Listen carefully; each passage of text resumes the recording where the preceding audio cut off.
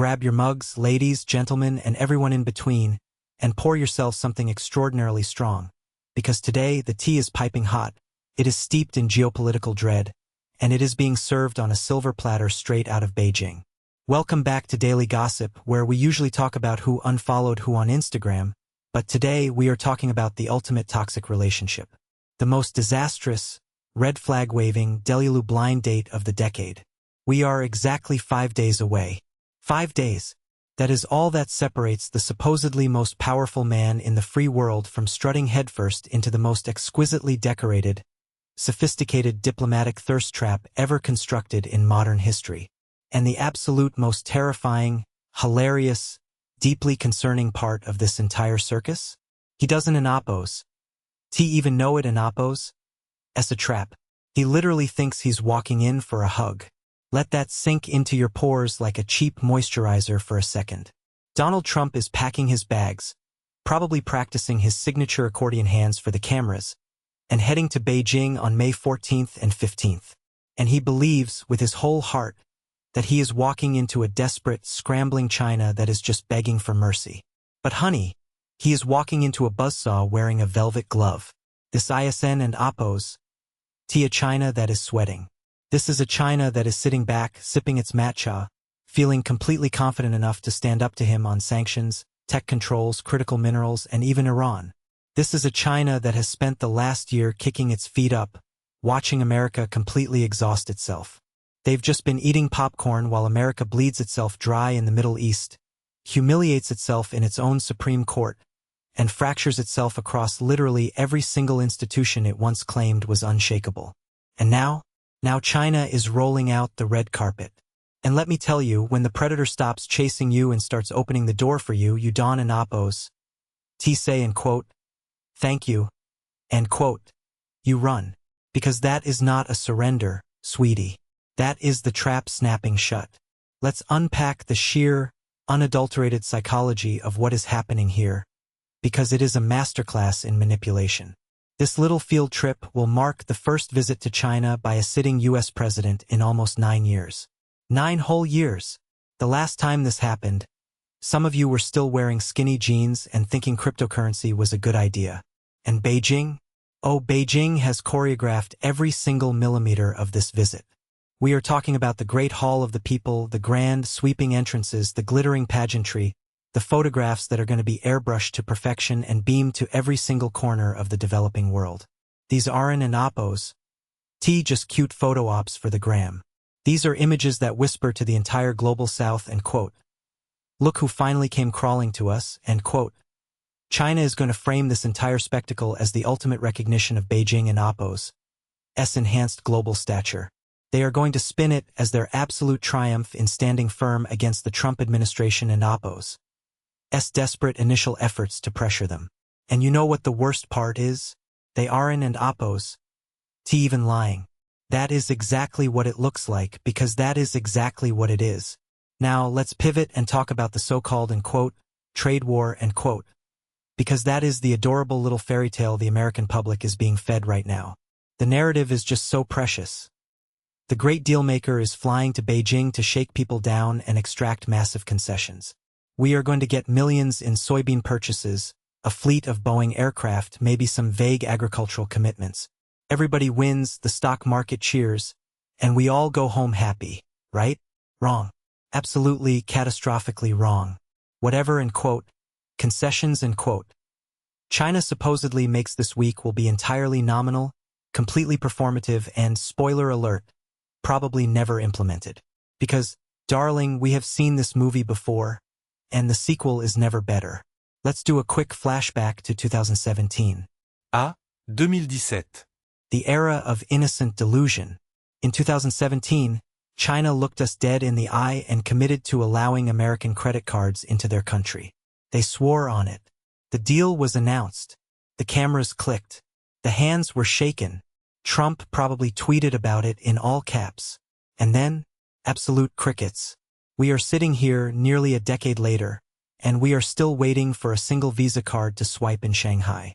This happens because Beijing has figured out the ultimate cheat code to dealing with American politicians, a secret that Washington is still too vain to admit.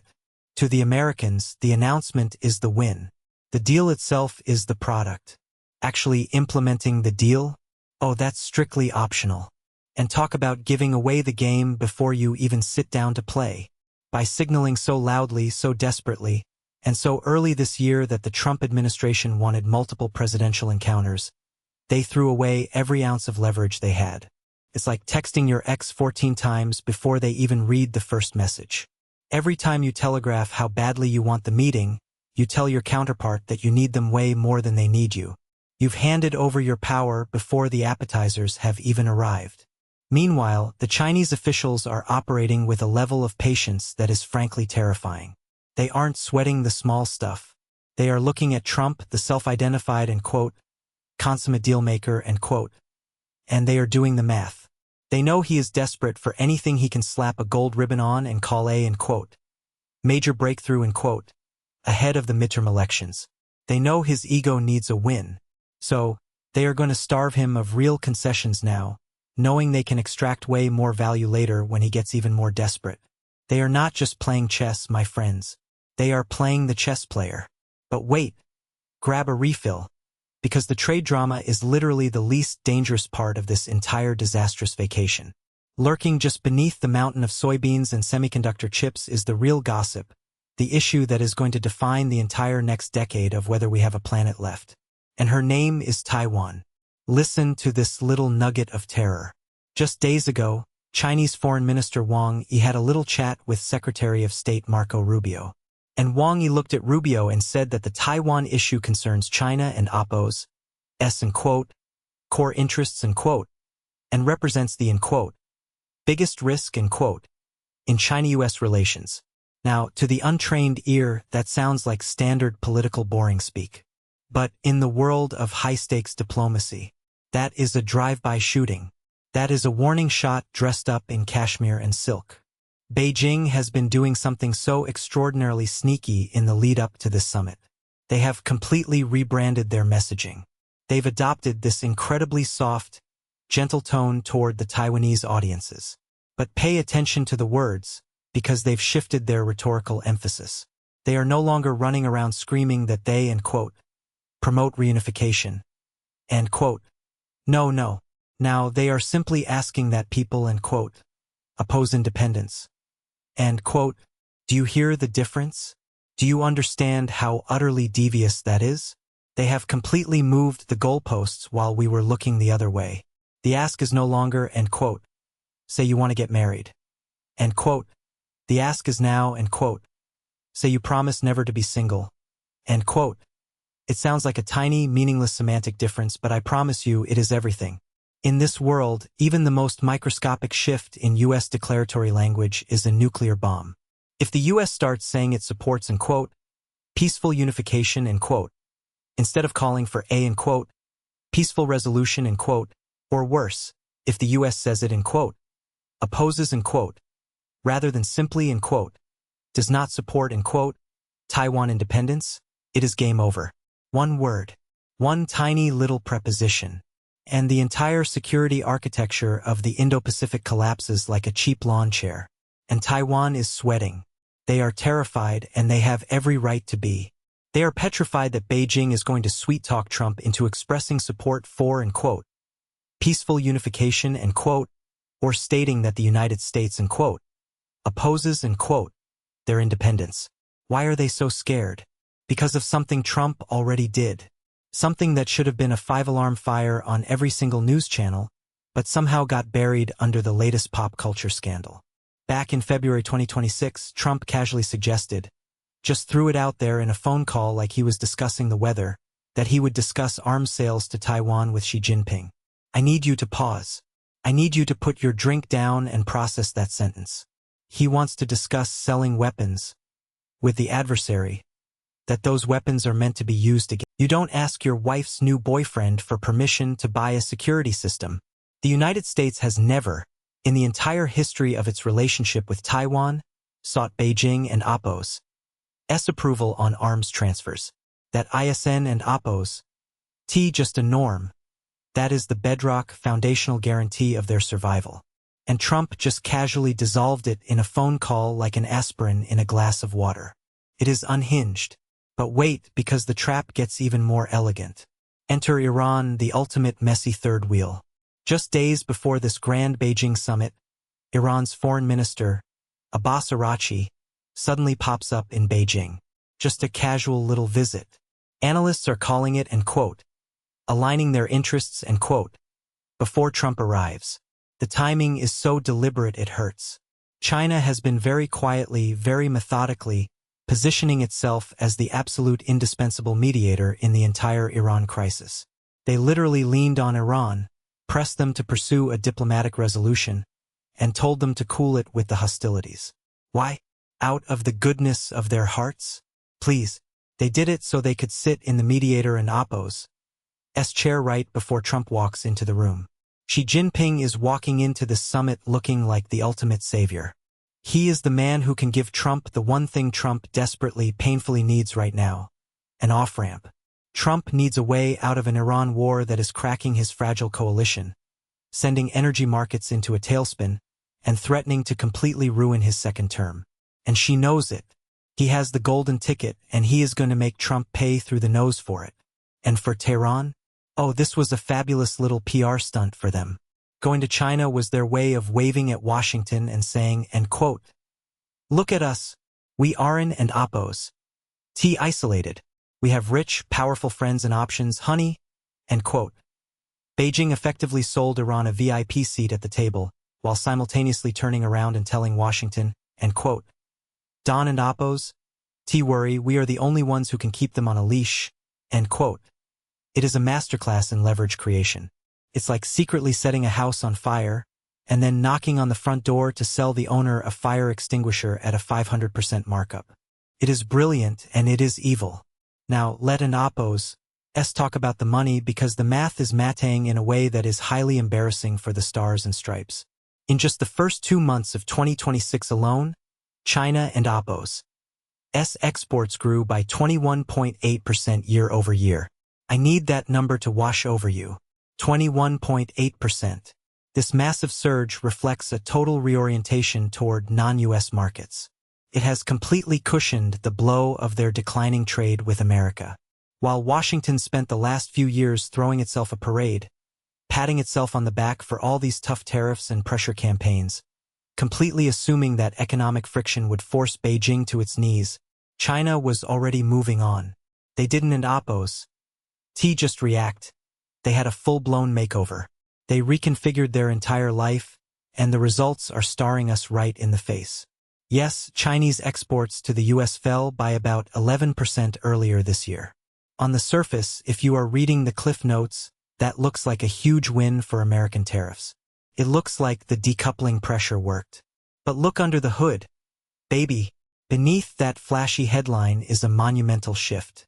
China has been quietly going on a world tour, expanding and diversifying its trade relationships across Asia, the Middle East, Africa, and parts of Europe. They have completely reduced their structural dependence on the American mall shopper. What Washington designed as a weapon of economic leverage actually just served as the catalyst for Beijing to build an impenetrable fortress. The paradox is so thick you could cut it with a knife. Yes, the tariff war was annoying for China. It imposed costs, but all it really did was force them into a strategic correction that they had been procrastinating on for years, reducing their reliance on the US WASN and Oppos. A new idea. It was just sitting on their to-do list. America and Oppos' external pressure basically just acted as their life coach, turning a casual project into an urgent, highly successful necessity. The outcome? China now has this incredibly gorgeous, distributed export network. They have a massive new squad of trade partners and a manufacturing system that is perfectly calibrated to feed the entire globe, rather than just worrying about whether Americans are buying enough plastic junk for Christmas. The pressure didn't and Oppos' fracture China. It gave them a glow-up, and this glow-up feeds directly into political leverage. When these leaders sit across from each other at this fancy summit, Power ISN and Oppos' just about who needs whose money right this second. It and Oppos' about who can take a punch and keep walking. Beijing sits there knowing they can absorb the friction. They can redirect their money flows like water. And that creates a vibe shift. A very subtle, very dangerous vibe shift. There is now a distinct sense that China simply does not need a deal with Washington as badly as Washington needs stability with Beijing. And whether that is slightly exaggerated or not, it completely ruins the psychology of the negotiation for America. Because here is the fundamental mismatch, the reason this is also painfully embarrassing to watch.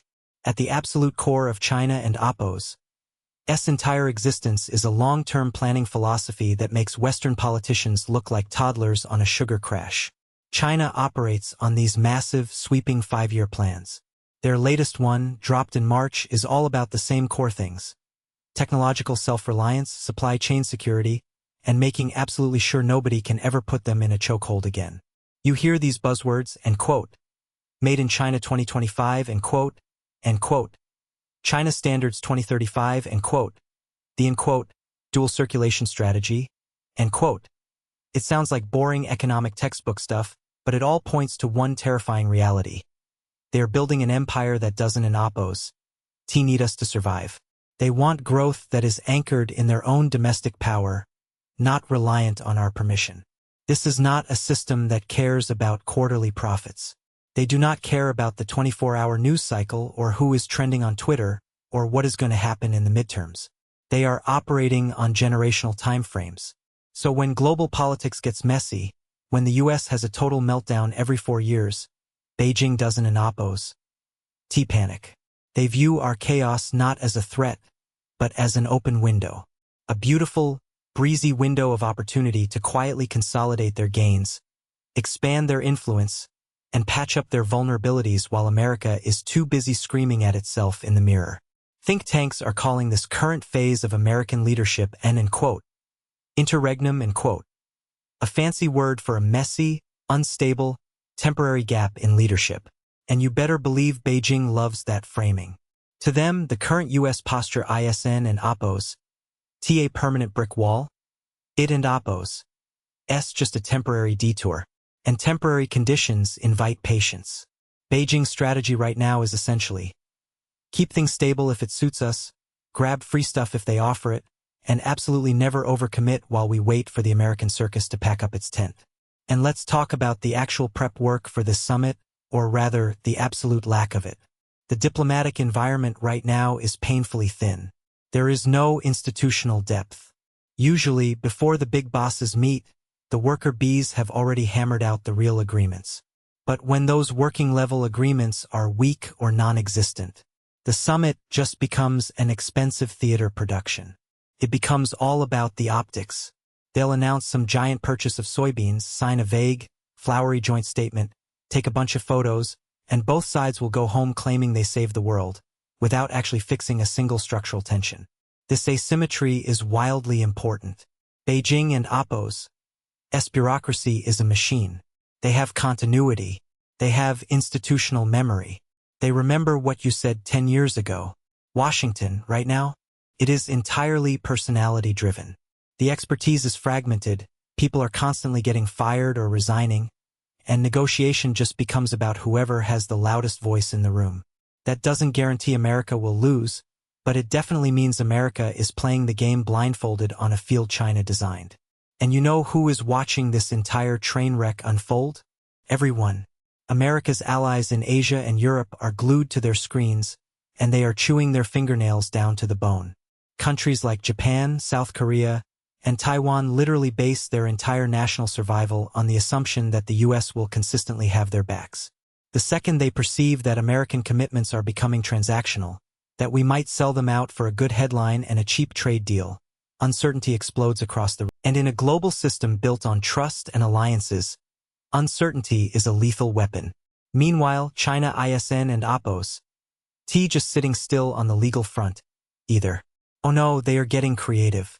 They've started experimenting with these hyper-aggressive legal and financial mechanisms to block out external pressure. They are tossing out regulatory directives that basically tell companies, and quote, do not comply with U.S. sanctions or else, end quote. They are creating entirely new financial routing structures to bypass the U.S. dollar. This ISN and Oppo's, your granddaddy and Oppo's, war with tanks and missiles. This is institutional warfare. It's competing systems of rules.